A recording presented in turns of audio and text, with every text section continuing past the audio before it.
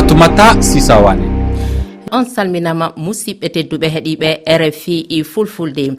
En taskoto alhaali e dawro Sénégal caggal nde sarɗinkoɓe wotinde yontere e keewal eɓɓore ngam heyɗintingol dosgal leydi din siɗi sariyaji ɗi Pastef eɓɓi lawɗinama ɗum jibinayi e mbayligu mawngu e bange ardigu Sénégal sabu ko sariyaji ngam sembingol darde parlement on e hoorejo jagorɓe kono ko ustayɗo doole walla sembe hoorejo leydi di nde tawi ko nde wotere tan kanko hoorejo leydi di e nder manda makkon fof o waawi fusude e suudu député ɓen e kadi o waawa ardade fedde dawro o fanni himo laami hunde nde kawtital domay président e yoga e pelle lumdiyankoje société civile liddi hiɓe holli wondema ko sariyaji waɗanaɗi hoorejo parlement Ousmane Sonko hoorejo leydi Bassirou Diomaye Faye andini wonde o lawɗinta o sariya hara o waɗali walla o yuɓɓinali référendum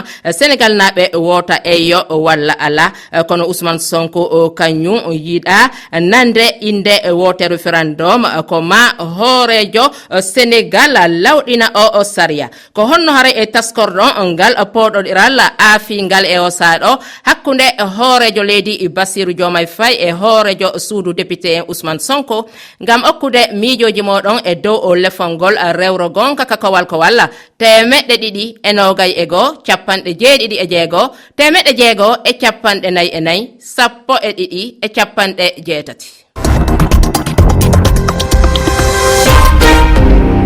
Landal hande ko ɗon ka yewtere meɗen hande ko Mamadou Sy ko sareyankojo hertorɗo walla taskotoɗo dawro immorde e Sénégal ɗo Mamadou Sy a salminama. A salmitama seydi Sisawande mi salmini dendagal hettiyankoɓe radio fulfulɓe ko adi foof holko waɗi conseil constitutionnel wi wawa ñawde ɗum ko sababu ne constitution o ko kañum holliri conseil constitutionnel holko foti ñawde e holko fotani ñawde conseil constitutionnel wiyani Ousmane Sonko dañi gonga o wiyanimo o dañani gonga konko o holliri tan ko ɗum o wawa ñawde ɗum sababu ne hol ɗum par ce que konko o jaggi e dendagal décision ɓimmiɗi ɗi foof kala ko faati e nder assemblée nationale so tawi ko fonctionnement assemblée nationale ɓe tugni koye règlement intérieur e nder assemblée nationale pour wawde wadde hunde konko ɗum ɗon o wawa ñawde ɗum ñawore makko haɗata tan ko caggal élection ji ɗi nde ɓenni nde ha o waɗi proclame résultat o holliri kaari woni député ɗum ɗon so ɓenni ha assemblée fuɗɗima noon golle assemblée nder assemblée konko o wawa ñawde ɗum te noon o meeɗi wiide guilay ko wiyete jurisprudence conseil constitutionnel ɓennuɗi fof en ji kala ko faati e banggueji mbaɗi ni o wiyat tan ko o wawa ñawde ɗum noon waɗi ha joni no wiruno hanki ni ha joni hande ko ɗon tan o yaɓɓi koyewal makko ɗum waɗi o wi o wawa ñawde ɗum kono woniri e haray en jii tigi kañum ngal poɗodiral hakkunde e laamu ardiɗo leydi di e kañum hoorejo parlement o Ousmane Sonko ko faati e kañum eɓɓore e waylugol dosgal leydi di haray ɗan wawi en artande seeɗa e ko tigi kañum Pastef yiɗi yo wayle e kañum ngal dosgal leydi eyyi ɗum ɗon ko ene moƴƴi yimɓe ciftine holto alhaali o fuɗɗori